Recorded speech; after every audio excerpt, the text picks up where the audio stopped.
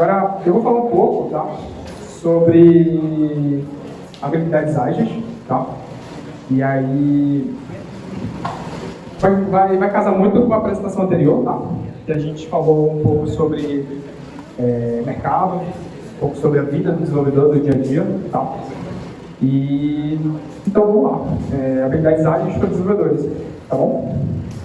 Primeiro, quem sou eu? Eu sou o Marcos, tá? Eu sou formado em ADS pela UEPA, formei em 2019 aí. Atualmente, eu me considero full stack, mas dia a dia eu trabalho com mobile, tá? Usando React Native.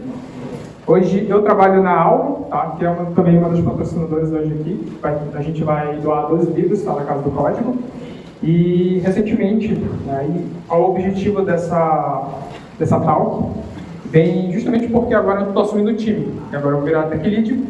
E uma das missões me foi passada foi ajudar o time a entregar mais e mais rápido e melhor. Né?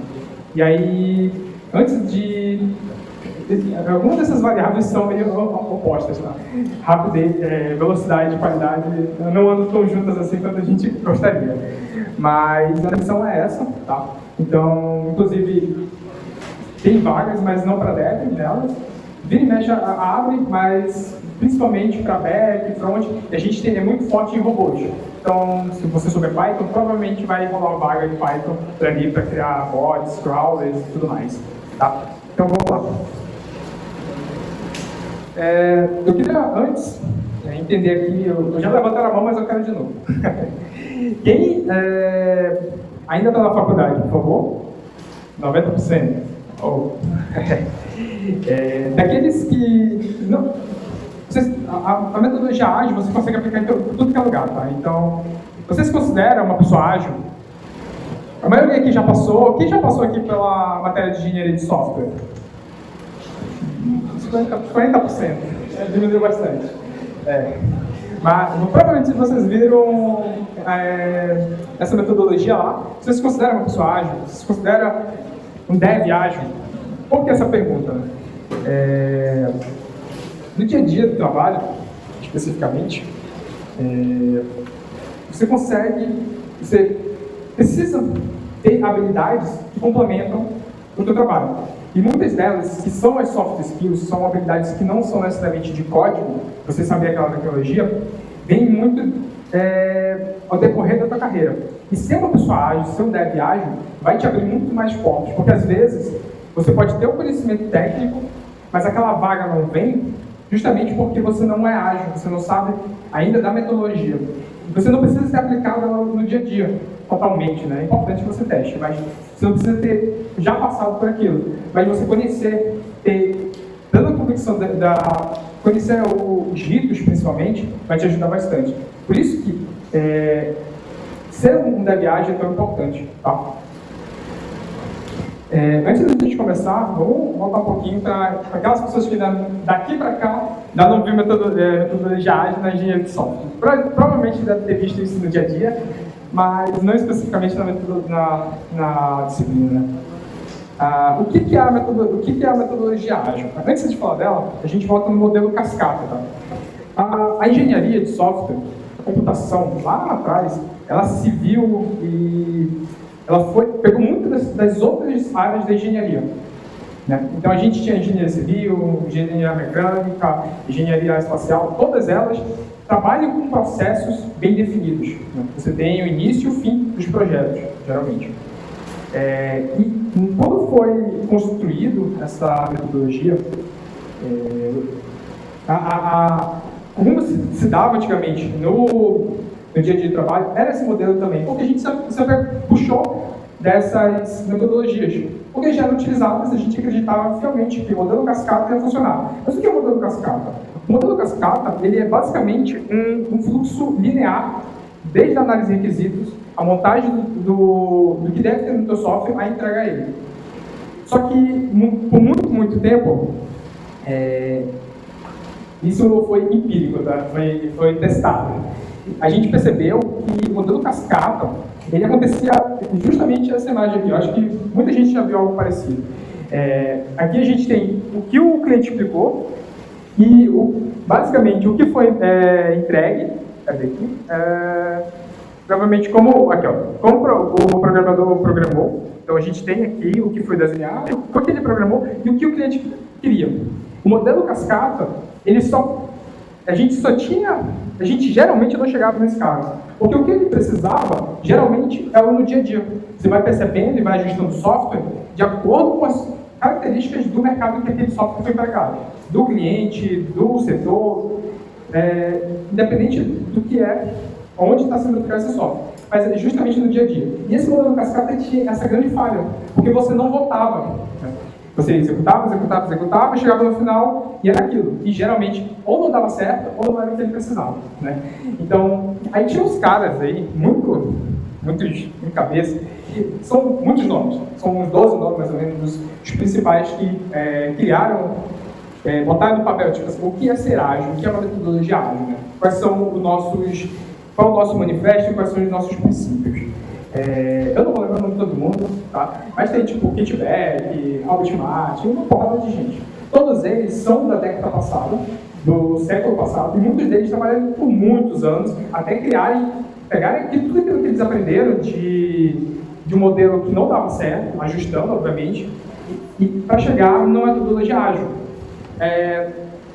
E aí eles colocaram o manifesto entre 4 pontos principais. O da esquerda, geralmente, é o que a gente tem que levar mais, ter mais atenção, dar mais foco. E o da direita não quer dizer que não é importante, mas que entre o da esquerda e o da direita, a gente tem que priorizar o da direita. Sempre ter. Por exemplo, o que seria cada um desses tópicos? Isso aqui tem disponível na internet, tá? Se vocês procurarem sobre metodologias ágeis, sobre o manifesto ágil, é muito fácil vocês encontrar. Vai ter um sitezinho antigo HTML, tem tudo lá, é bem simples, tem mais de 200 traduções. Em português seria indivíduos e interações maior, né? É mais importante do que processos e ferramentas. Aí eu vou passar em cada um e explicar um pouco de cada um, tá? Para ficar bem claro o que seria esse manifesto ágil e a importância dele. E aí, a ideia dos indivíduos e interações é muito da sua equipe. Você ser colaborativo com aquela pessoa. Então, você tem conseguir construir relações interpessoais. Não é necessariamente essa construção de relação pessoal tem que ser levada muito em consideração nas equipes. Hoje, a gente não desenvolve software sozinho. É muito raro você desenvolver. E quando você desenvolve, geralmente você ainda vai ter relação com outras pessoas. Pode ser o cliente, pode ser qualquer outra situação, até mesmo pessoas da comunidade, ou até mesmo tutoriais, por exemplo, da vida. Você vai ter que ter relações, interações com essas coisas. E ela é maior do que processos e ferramentas, porque é mais rápido, é melhor que a gente consiga levantar a mão para o amiguinho do lado, para o dev do lado, e pedir ajuda para ele, do que abrir um chamado, ou marcar uma reunião, ou qualquer coisa desse tipo, que vai demorar muito tempo para ter uma resposta. Hoje, tá, em home office, a gente tem um pouco mais complexo, porque antigamente os desenvolvedores estavam todos do seu lado. Hoje a gente tem um Slack na frente, um Discord na frente, um Teams, e qualquer uma dessas ferramentas. Então, ainda mais, se torna mais importante ainda ter uma relação. E aí entra várias metodologias de colaboração e quebra-gelo do time, team builder e outras rotinas que a gente tem dentro de uma semana, de uma sprint dentro do nosso dia de desenvolvimento, certo? Então, passando para o segundo, softwares em funcionamento, maior do que documentação da gente. Antigamente, como eu já tinha dito, a gente ia com o cliente, pensava, analisava com ele, depois voltava para o desenvolvimento, desenvolvia tudo e entregava. Isso aqui, eu acho que é a parte principal do manifesto ágil. É bem mais importante você entregar esse software, deixar ele rodando, funcionando, do que você voltar e fazer sempre a documentação. Não quer dizer que não é importante, normalmente. A documentação geralmente é criada junto com... ela surge junto com o desenvolvimento. Então, por exemplo, você vai desenvolver uma nova feature. A documentação da história é um documento que você pode usar para entender o que aconteceu ali. Você tem issues de bugs, a descrição do cliente já é uma documentação, e aí você tem outras metodologias, tipo Code Mortem, que é um apanhado que a gente faz depois, Ele é importante? É. Mas é melhor você corrigir primeiro e depois fazer essa documentação. Por isso que um dos manifestos é justamente ter o software funcionando. Tá? Colaboração com o cliente e responder as mudanças, elas andam junto, tá? Elas são maiores do que negociação de contrato e seguir um plano. E, novamente, o que acontecia? Pegava, montava o projeto, né? E criava o documento do que vai ser. A gente tem, geralmente, quando faz um contrato de software, você determina o que vai ter nesse software. E isso aí é ruim, de certa forma, é importante ter, mas não é cargo do desenvolvedor necessariamente fazer isso.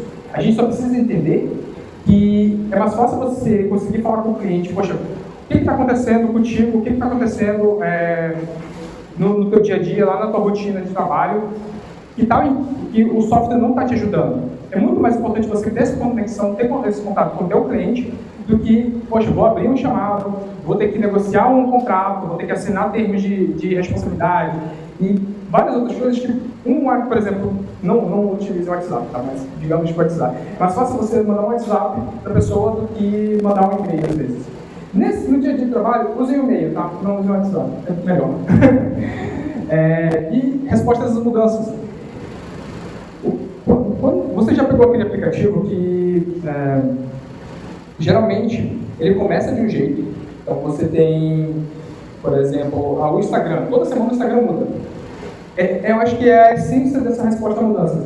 O Instagram, a quantidade de analytics que ele tem sobre cada usuário é gigantesca, a base deles é gigantesca. Ele consegue entender qual é a demanda e qual é a importância, para onde está indo o mercado. E a resposta à mudança, você desenvolvedor ter isso na sua cabeça é muito importante. Você não tem que ser averso à mudança, você tem que abraçar a mudança, porque é o dia a dia do desenvolvedor. Hoje a gente está seguindo um plano, amanhã pode ser outra coisa. Pode ser que o nosso stakeholder, o nosso cliente fale, olha, eu não quero mais esse formulário, eu quero um botão que treine. Pode ser isso. Entendeu? Então, é muito aleatório, tá? E assim, aqueles pontos são o manifesto ágil, você consegue tomar, como eu falei, mas aquilo é mais um geral. E aí eu trago algumas ideias minhas, tá? E desde documentação que eu já li, desde livros que eu já li, vídeos que eu já assisti, e traz muito esses 10 principais tópicos do que é ser ágil, de habilidades ágeis, né? O que essa metodologia prega, principalmente? A nossa amiga Bianca já falou algumas delas, eu vou provavelmente passar por cima novamente por elas, e tem outras que é mais para acrescentar a ideia. Tá? Então a gente tem, por exemplo, comunicação eficaz. Saber escrever, saber falar é extremamente importante. A gente não trabalha mais sozinho, a gente não trabalha no seu mundinho. Todo sistema tem 10 pessoas, 5 pessoas trabalhando no sistema. A comunicação tem que ser clara, tem que ser objetiva, tem que existir. Né? E é responsabilidade nossa saber se comunicar. E aí isso muda de acordo com a nossa senioridade. Você pode começar como júnior e ter o teu linguajar técnico e as pessoas que estão do lado não vão saber tanto. Mas a habilidade ágil nesse ponto é justamente você saber fazer uma tradução do tempo real dessa linguagem técnica para uma linguagem que as outras pessoas vão entender. Isso é muito importante no dia a dia. Dificilmente o teu technical case vai ser entendido pelo pessoal de design, pelo pessoal de produto, pelo pessoal de marketing. É muito raro. Geralmente só quem tem background técnico já veio dessa área que vai entender geralmente esses jargões que a gente solta um monte de sigla, um monte de palavras aí no dia a dia. Né? Então, colaboração, como eu já falei, é importante você ter relações com os seus parceiros de desenvolvimento muito bem construídos. Aí vai saber entender a pessoa, a empatia está muito nisso, né? Saber qual é o momento daquela pessoa, qual o dia dela, se ela está de boa para poder desenvolver, se você consegue cobrar ela daquele jeito, ou se você consegue só dar um feedback positivo mesmo. Né? Adaptabilidade. Novamente, mudança. A gente tem que ser capaz de mudar, a gente não pode ser preso no nosso código, a gente não pode ser preso na nossa tecnologia. A gente tem que entender os conceitos, bases, e sempre ter a possibilidade de mudar. É difícil, é doloroso, mudança sempre dói, mas é uma das principais habilidades, porque hoje o teu time pode utilizar React Native, amanhã ele pode dizer, não, vamos para Flutter, então vamos para Android nativo, então o sistema está todo em Go, vamos para Elixir, vamos para qualquer outra linguagem, você vai ter que aprender. E ou você aprende ou você é aprendido. Então, é importante para a gente ter essa adaptabilidade. Né? Outro ponto, planejamento e organização. Isso é uma coisa que a gente vai criando com o decorrer do tempo. Tá? Se você não consegue se organizar hoje, não tem problema. É um trabalho, acho que a maior luta de todo mundo é conseguir se organizar, principalmente em home office, como a própria Bento já falou. Você tem em casa, você tem, às vezes, você não tem um espaço, você não tem um escritório, você trabalha na sala. Cara, é difícil, mas a gente tem que conseguir, mesmo com nossos meios, conseguir se organizar, planejar e, principalmente, saber priorizar. Eu acho que uma das maiores déficits nossos de desenvolvimento é saber a priorização. Porque às vezes uma coisa é muito importante para a gente desenvolver, então, por exemplo, poxa, eu vou fazer uma nova feature revolucionária, mas pode ser que a importância dela agora não seja necessariamente aquela que você está dando. O produto vai determinar de fato o que é importante. Tem que vender. Se você conseguir aceitar e você fazer sua autogestão e entender que isso é prioridade, é muito importante. Certo? Resolução de problemas, já foi falado. Você tem que abraçar o problema e entender com outros times também, não só no código, tá? Como resolver isso. Tá bom? Aqui, entrega contínua e integração contínua, CI/CD. Basicamente, isso aqui é você não fazer deployment. Tá? Não entra lá na tua VPS, sobe os códigos e deploy a tua aplicação. É importante que a gente tenha esse tipo de processo automatizado, que é muito demorado. Você entrar no servidor, pegar as alterações do servidor, subir essas alterações aí, às vezes mudou uma variável de ambiente do teu sistema. Por exemplo, atualizou sem querer o Ubuntu 20 para 22, agora é outra base. E aí o MySQL que estava funcionando na 20 não é mais aquela versão, você tem que atualizar. Então, ter tudo orquestrado e sempre isolado é muito melhor do que você fazer esse processo manual. Só que aí, o ponto de CI/CD é um ponto como é que eu posso dizer? Ter uma equipe madura. Não é da noite para o dia que você constrói todo mundo que for, é difícil. Tá? Varia de cada situação. Mas você precisa ter o conhecimento de ferramentas e como fazer isso. Certo? Autogestão também é extremamente importante. Você precisa saber fazer priorização novamente, tá? Entender o que é realmente prioridade naquela sprint, por exemplo, naquele momento. Abordagem orientada a teste. O código é nossa única responsabilidade. Como desenvolvedor, realmente, o código é a nossa única responsabilidade. E você entregar algo com qualidade cai justamente em testes. Você precisa saber testar a sua aplicação. No outro meetup, ainda bem, eu falei um pouco sobre testes. Tá? Em algum momento ele vai soltar um vídeo, né, você pode ver. E é importante que vocês saibam testar. Isso pode ser na linguagem que for. Sempre vai ter suporte a teste. Se ela não tiver, você está na linguagem errada. Não existe isso, mas está errado. Tá bom? Aprendam a testar, é importante. E é o maior diferencial que vocês podem ter numa vaga de trabalho. Se você é júnior e sabe testar, você provavelmente vai ser contratado. Porque muita gente que chega como júnior e não sabe, muitas vezes, testar uma aplicação, ele geralmente é descartado. Não que júnior tenha essa responsabilidade, mas é um diferencial muito grande. E se você cita isso numa entrevista, se você chega na entrevista já com esse diferencial, pode ter certeza que 90% você vai ser contratado. Tá? Então, aprenda a testar.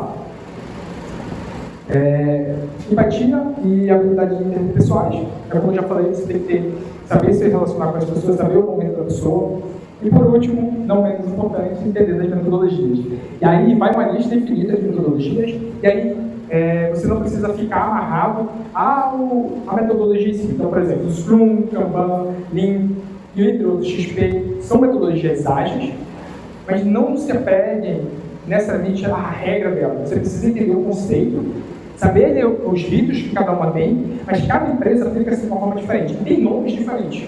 Tá? Então, às vezes, tu vai para uma empresa que se chama a reunião da DAILY, que a gente chama, que é uma reunião diária para desbloquear alguma tarefa do dia anterior ou uma coisa que você já está prevendo que vai dar ruim.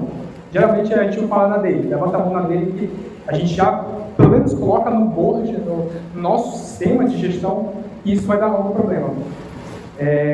Às vezes muda de nome essa dele, às vezes é o weekly. Poxa, não é pequena dele. Eu sei que é sobre a semana toda, mas pode ser dele, a gente fala, só muda um pouco a rotina.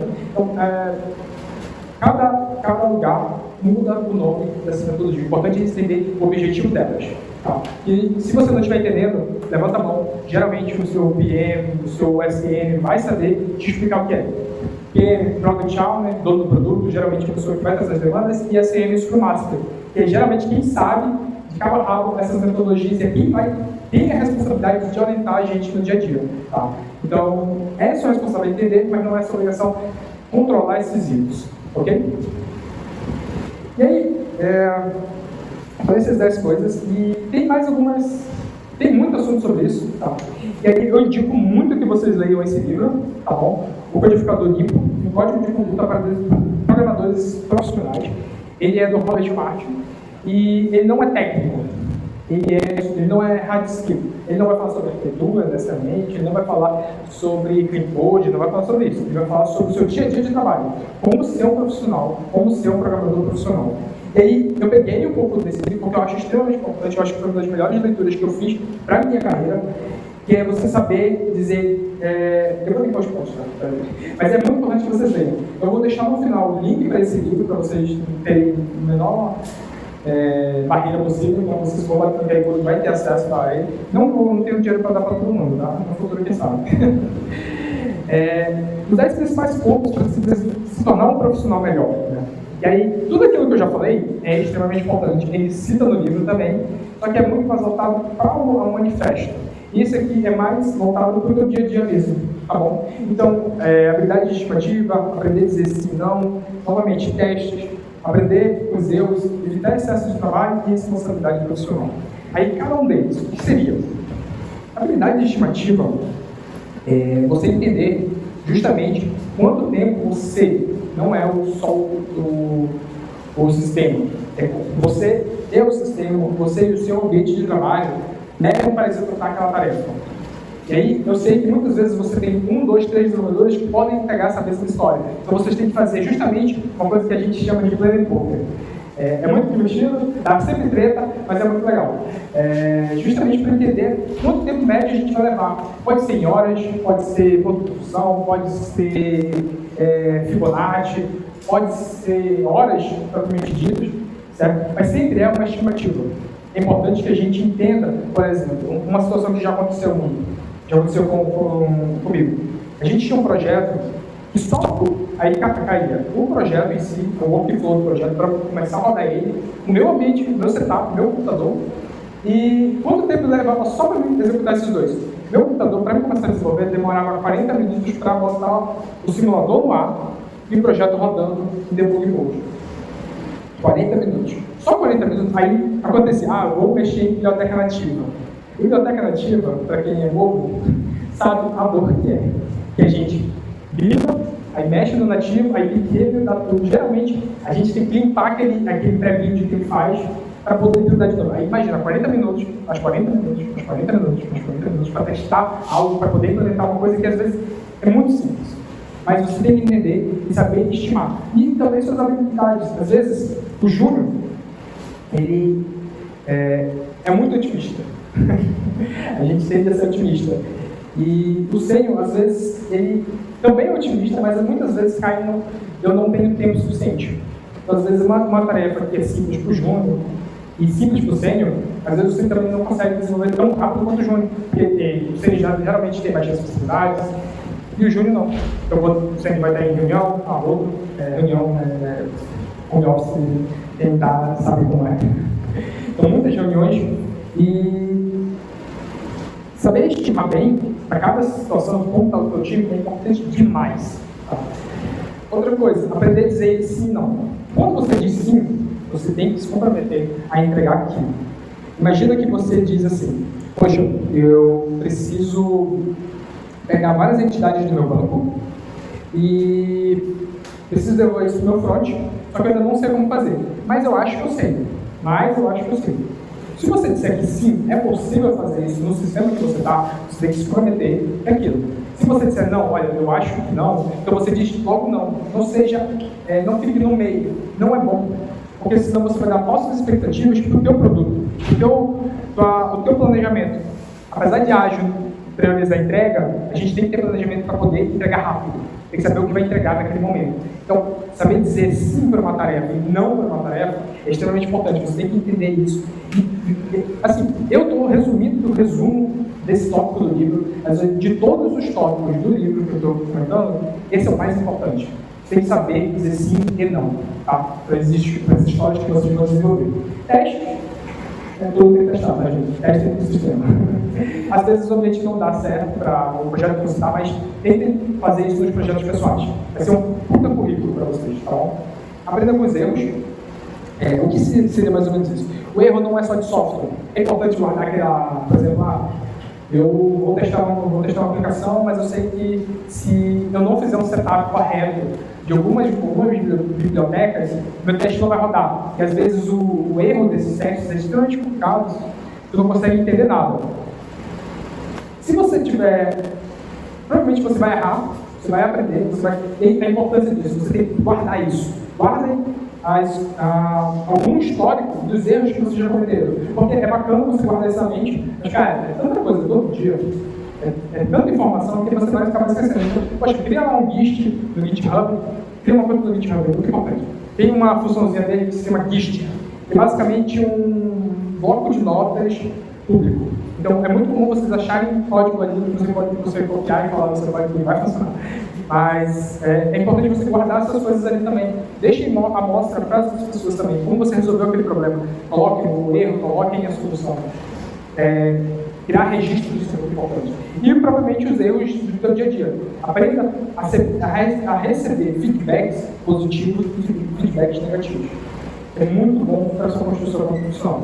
Dizer, não, eu não errei. Mesmo que todas as outras pessoas do time tiverem essa visão sobre a sua atitude, sobre o seu comportamento, é extremamente importante. Ou sobre o código que você entregou. É muito importante você ser humilde nesse ponto. Tá? Não adianta bater no peito e dizer que eu sou o jogador do fogo. Provavelmente tem um tiozinho, um menino de 14 anos que está melhor que você. Obrigado, tá? Testes, tá? Evitar excesso de trabalho. Isso aqui é extremamente difícil. Como a Bia já falou, porque ela passa mais de 12 horas na frente do computador, e eu acho que isso é quase uma regra para todo mundo aqui. Gente, o excesso de trabalho causa muito, muito mal à saúde. E esse livro, inclusive, toca nesse assunto. Poxa, se tu vai trabalhar no final de semana, cara, tem que valer muito a pena para você trabalhar no final de semana. Tanto financeiramente, quanto a importância daquela entrega. Você tem que saber dizer não para essas coisas. Tá? Às vezes vocês vão estar em startups, vocês vão estar em empresas grandes que vão dizer, mas eu quero que você trabalhe com isso. E você vai ter que dizer, não posso. Aí entra muito de você. Bater o pé no chão, entender suas limitações e ser responsável por você mesmo. Tá? É difícil dizer isso, é quase um tópico, mas é importante que vocês tenham isso em mente. Se exercitem, não passem 12 horas de trabalho. Eu passo mais de 12 horas, tá? É quase uma... como é que fala? Esqueci a palavra, mas hipocrisia, isso. É quase uma hipocrisia falar, mas é importante. Pelo menos no final de semana, você tem que gastar com você, não com o projeto que você está atuando, tá? E, o último, responsabilidade profissional. Como eu já disse antes, o sim, não, todas essas coisas que a gente falou hoje aqui, tanto de hard skill, soft skill, e justamente a agilidade, você tem que ter a responsabilidade de ser um bom desenvolvedor, aplicar tudo isso. Você não precisa começar sabendo de tudo, ou ter tudo isso mais desenvolvido possível. Mas é importante que você trabalhe todo dia essas coisas para você se tornar um profissional melhor. Ter essa responsabilidade de se tornar uma pessoa ágil, um desenvolvedor ágil. Tá bom? E é isso, gente. Eu agradeço pelos 30 minutos aí com vocês. Aí tem o meu link bio. Aqui você acessa esses 4 links. E quem quiser, vai que abra uma vaga na aula, você pode se candidatar. Bota meu e-mail, falem comigo, porque eu estou no grupo da DevNote. Que aí provavelmente vocês ganham indicação. Obviamente que eu vou ter que notificar de vocês, né? Então faça assim. Mas, entre lá, tá? É isso, gente. Dúvidas? Questions?